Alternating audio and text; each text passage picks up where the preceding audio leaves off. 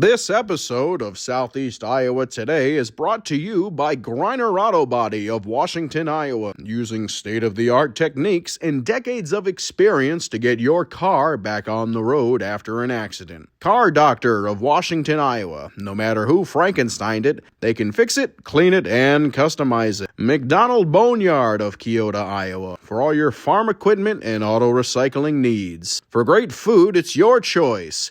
Your Choice Family Restaurant of Wayland, Iowa. Open Tuesday through Sunday. Come to our cruise-ins this summer on the second Tuesday of the month, June through September. Girling Repair of Winfield, Iowa. If your mower is dead, call Fred, your Husqvarna, Aaron's, and Gravely dealer. Fred also fixes and sells snowblowers. B&B Propane and the family of Jet Stops. Dutch Market and Coffee Talk of Washington, Iowa. Dutch Market can handle all of your grocery needs. They even have a conference room you can use for free. Coffee Talk's drive-thru is open and ready to serve you coffee, energy drinks, sandwiches, baked goods, and ice cream. They all present you the award-winning Southeast Iowa Today. Here's the author of Christie's Journey, The Beat Goes On, and your host, John Bain. Today is Tuesday, May 6th. I'm at the Henry County Courthouse in Mount Pleasant, Iowa.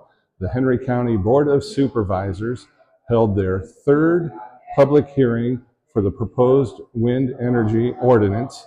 And we're going to take you inside so you can see what happened, who spoke, how they felt. And I need to thank my announcer, Cody Roy of NewEnglandDukes.com, for that wonderful introduction and his golden pipes. Let's go on inside.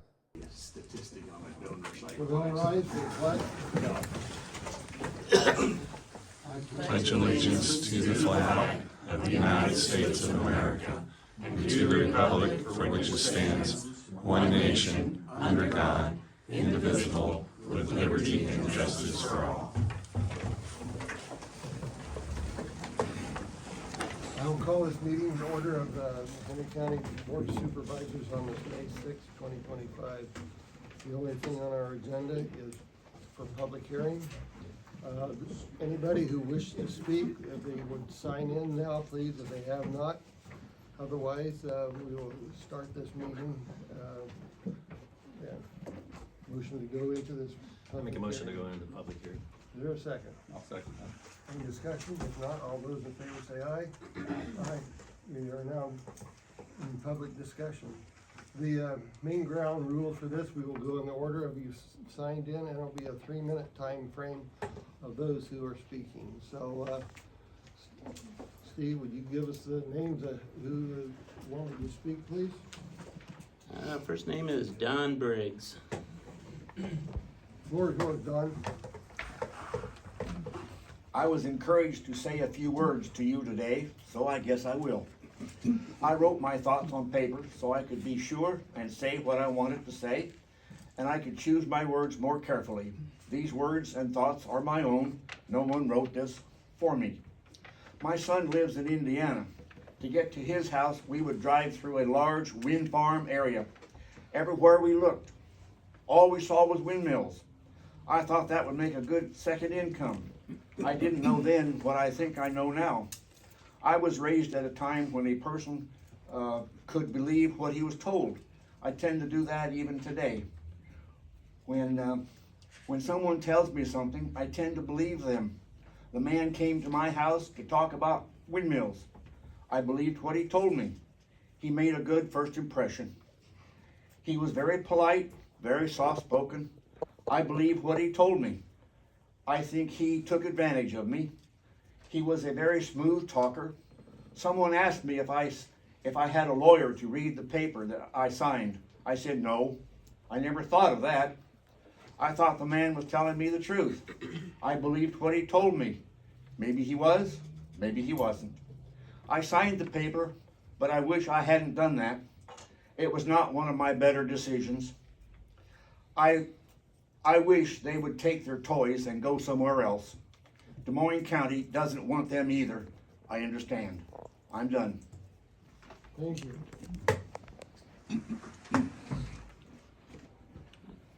The next name is Diana Burden. The gentleman that spoke, there are a lot of people that I think wish that they had not signed the papers. since it's such a long extension of their lives and 2 other generations. I am very adamant. I do not believe that the turbines will help our community. I'm concerned about our roads, our volunteer fire departments. I'm concerned about people who don't own a large amount of land, that they're going to sign the papers themselves and not realize what they're committing to. Your setbacks, I think they could even be a lot more. I do thank you, gentlemen, for listening to the public, because we are taxpayers. And I know that this is a difficult time because you have family members and friends that are involved, as well as community people. I do thankfully have the watchmen who have did a lot of time involved in helping get some information to you so that you can make wise decisions for the future of Henry County and actually Des Moines County, because they want 750-foot ones. Thank you. Thank you. The next name is Dorothy Wenger. We have done a lot of research when this all started. And I mean, I know that on the other side, they do their research too. But I think I implore you to go back through all those emails and go through the concerns that we have. These are 650-foot wind turbines that you're wanting to put around towns and residences, and this is going to impact people. The comprehensive plan was written to protect Iowa farm ground, and this is not protecting Iowa farm ground. So now we have to have an overlay for it, because now we're going to bring industry into Iowa farm ground. And they've done it over Iowa, but we don't need it here. We don't have enough wind, and that is a given. It is a money-making machine for all of the subsidies that are given. And we can talk about farmers and how they get, money for the ethanol. Well, I'm going to say this. You don't have to buy the gas. You can buy the higher price gas, that's fine. But we have to put up with the consequences of the turbines.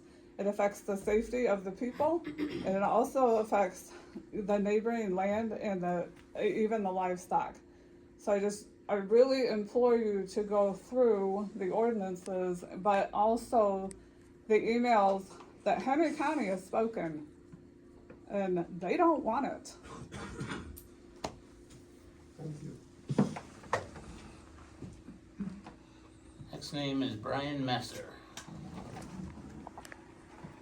Yeah, I just wanted to remind the board, sources of infrasound are around us everywhere, including natural sources like earthquakes, volcano eruptions, running water, the wind, waves, as well as man-made structures such as automobiles, tractors, trucks, trains, aircraft, watercraft, heavy machinery, compressors, HVAC systems in buildings, household appliances, washing machines, grain bins, and confinement fans.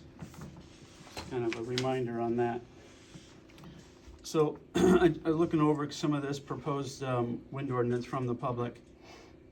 And I already talked about the CSR values, which I'm going to bring up again because I think that's important, that we're going to limit the development of anything because of 20% of your land is over 65. I just wonder, are we going to do that with CRP? Are we going to make it mandatory that you cannot put any land into CRP if over 20% of it, 65 or better, even though that does do some good in certain areas? I find that interesting. I looked at the noise, and it says something along the lines of unwanted sound, especially that which is loud, unpleasant, or objectionable, or that causes disturbance. Any airborne sounds of such level and duration as to be injurious to human health or welfare, parentheses, well-being, close parentheses, or that would unreasonably interfere with activities or the enjoyment of life or property amenity. Is that going to apply to all noise in the county? Because there's significantly other noise that's supposedly acceptable. I'm just curious if we're going to hold that standard to everything or just to one organization. Lightning exposure. I think that's interesting. We want all of this. I think it's reasonable to assume a tall structure might be struck by lightning more. But do we have any standards or questions for the communication towers that were placed out in the community, or the water towers that are placed in the towns, which are the tallest structures in most towns, including the new one that was put out here in Mount Pleasant? Just curious, do we care about that? Property lines, 3,280 feet, that's just unattainable. Everyone knows that would kill any wind project that wants to do that. I could own an entire section and still have no capacity to put up a wind turbine. Property value guarantee. I mean, there's a lot of studies that have looked at over 3 million different houses and found that during the first couple of years it might be adjusted, but for the most part, it's not after that. I think it's funny that any complaints that will be paid from an escrow account, so what other company or business or person do we make pay for their own investigations? Perhaps if they're found guilty, they might have to pay a fine, but do we make anybody have to pay to investigate themselves? I think that's a very interesting part of any ordinance. So that's what I have to say today. Thank you. Thank you. All right, the next name is B Checkmark, which I think is code for Bob B Check. I think you're correct. That's the simplest way to put it. 20 years ago, we felt that wind energy, solar energy was the best thing since sliced bread. 20 years, we've done a lot of research, we've had a lot of experiences. We found out a lot of stuff. We have progressed. And one of the things that I really wish we would have had put in our ordinance, I didn't think about it at the time, was fire suppression. There are units available for fire suppression. One of the biggest disasters in wind turbine energy is fire. With no way to control it, no way to reach it, you have to sit there and let it burn. The Palisades Park in California, ion lithium battery storage. They had a large unit out there. It caught fire. They could not put it out. They couldn't apply water or foam to it because that would transfer the minerals into the water system and pollute the ground. We've learned a lot, baby. Let's keep learning. Thank you. Next name is Melanie Patton. Thank you. So I just want to thank you guys for going through the process. It's been a long process. A lot of people have been involved. I appreciate that Henry County didn't rush into anything. I appreciate that the Planning and Zoning Commission was involved, learning things from other counties that don't even have a Planning and Zoning Commission. I feel like it gives the opportunity for a lot more input and involvement. I think a lot of people have learned a lot of processes in the county that extend beyond this particular ordinance. So going forward, once we get through this process, I appreciate that you guys are talking about looking at solar. I think it's important to extend the moratorium over solar because that section has not been looked at all. So I know that's one of the sections listed in the public notice. So I'm asking you to consider not repealing that section and possibly not even reading that section as part of this ordinance because it hasn't been looked at. So then charging again the Planning and Zoning Commission to look through that thoroughly. Bob just brought up about batteries. So the abbreviation is BESS, Battery Energy Storage Systems. Some counties are now making that part of their ordinance as there's now data centers and data mining and all of this that goes along with battery storage. So I feel like that's also something that we need to be looking at.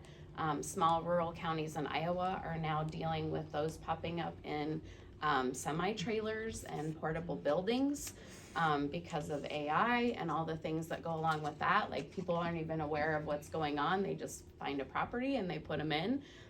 So we always have to be looking to what the next thing is and making sure that we are protecting the residents and not having fires or chaos or things breaking out that we didn't even know were happening. So I would encourage you to move forward with looking at the solar, putting that moratorium in place before this moratorium ends, and then also putting the battery storage systems on the radar. So thank you for all of your help and attention to this. Thank you.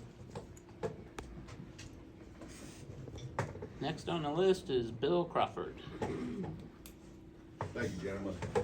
I want to show my appreciation of your due diligence for well over a year since this became a hot topic. I, like Melanie, hope you go ahead and do the same with the same diligence, the solar and the battery storage, commercial solar and battery storage. In addition, I think I don't have to explain to you the difference between agricultural, residential, and industrial commercial. So, thank you again. Thank you. All right, the last name on the list is Lynn Humphreys.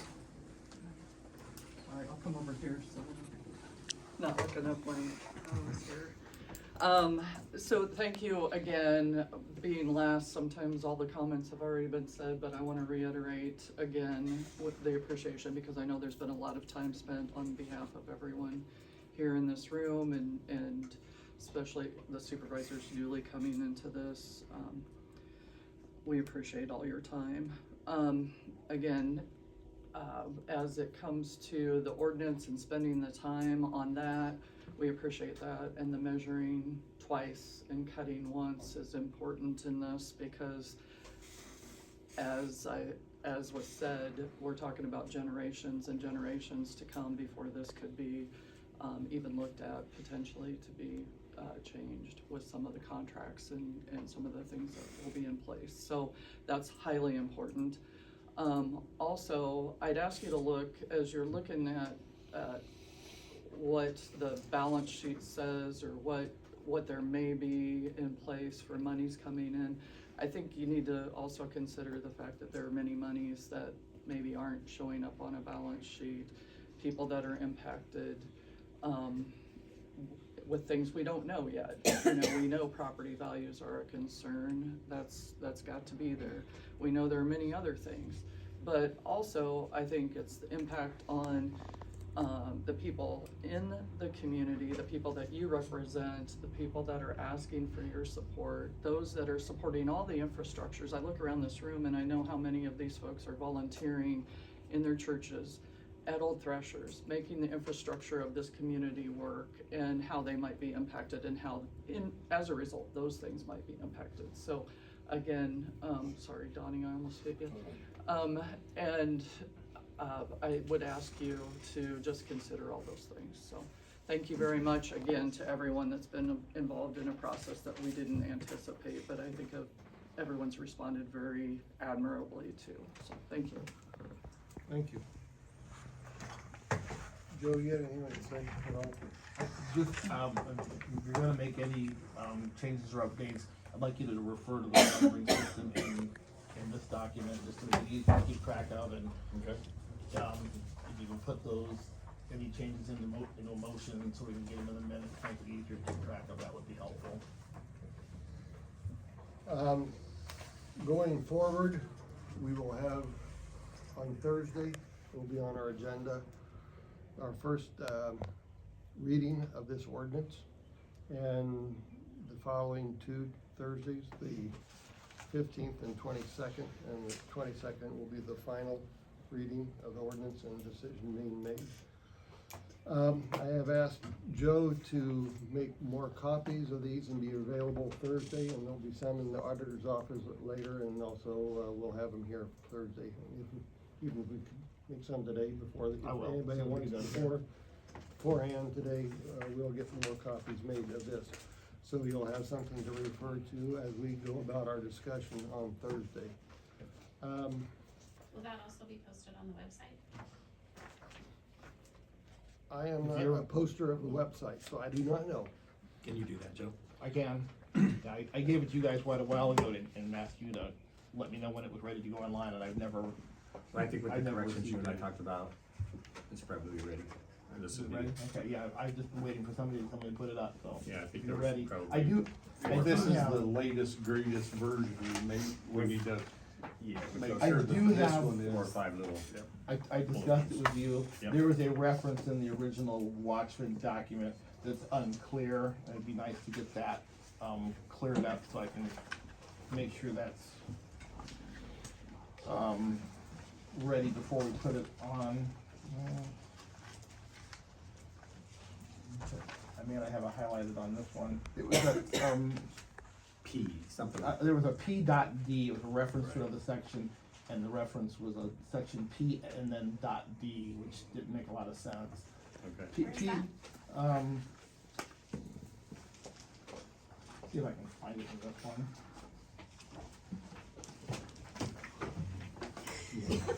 You caught me. Thank you. Very top.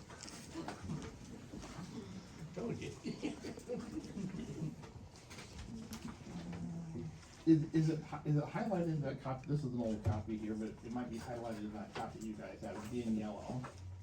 Yeah, I had that to Melanie, maybe she can help us understand that. I looked through that and I thought it was a typo. I should have followed up. It may be a typo, I just. Yeah, I should have followed up, it's my fault. I just need clarification on it. Because there's no P to follow up on. Well, the P makes sense in that reference, but the D doesn't make any sense. One of the P, yeah, I can't remember. The P seems to make sense in a way, the D does not. There's nothing highlighted. Okay. Yeah, there is. It's about halfway back on property value guarantees. I think it's from Shadow Flicker. On 8 property values. Yeah, P is the waiver for shadow flicker, but I don't know what D is. Okay, I'll have to. So if you could help me clarify that, I would appreciate that I can get that corrected. Okay. Otherwise, once we get that done, I will get this posted online also. Okay. I'll follow up with you. Okay. We'll make sure we get that covered. I'll let you guys know if there's anything significant. With that, that's the only thing on our agenda. Motion to adjourn. Make a motion to adjourn. Is there a second? Second. All in favor, say aye. Aye. Aye. We are adjourned. Thank you all. That was the third public hearing for the wind turbine industrial complex zoning. How do you feel about it? Put a comment below in the comment section, and make sure to give this episode a like, and make sure to follow and subscribe. It's free. Thank you for watching. Thank you to my sponsors, Griner Auto Body, Car Doctor, McDonald Boneyard, Your Choice Family Restaurant, Girling Repair, B&B Propane and the family of Jet Stops, Dutch Market, and Coffee Talk. I'm your host, John Bain. Stay friendly, Southeast Iowa.